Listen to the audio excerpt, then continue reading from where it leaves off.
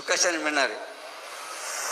कारण अनुष्ठानामध्ये काय असतं, कधी उठावं लागतं, सुखाशाने मिळतं पहाटेच्या प्रहरी मना शिव हरी अंतया सुख सरी नाही तुझे. लक्षात घ्या.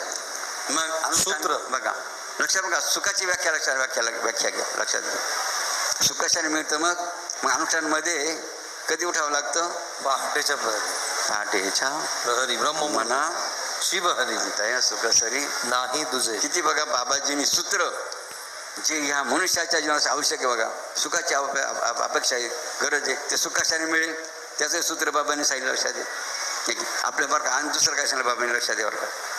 जो अनुष्ठान करतो ना बाबांनी काय सांगितलं, त्याचं अर्ध पाप.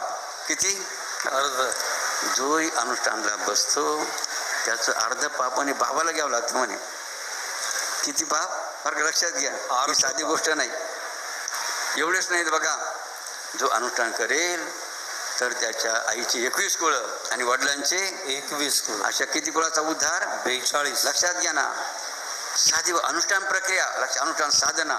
अनुष्ठान बघा, अनुष्ठानाला जर आपण बसलं त्याने काय होतं बघा, हे कोणी सांगितलं? याला गुरुवाक्य सदा सत्य. गुरु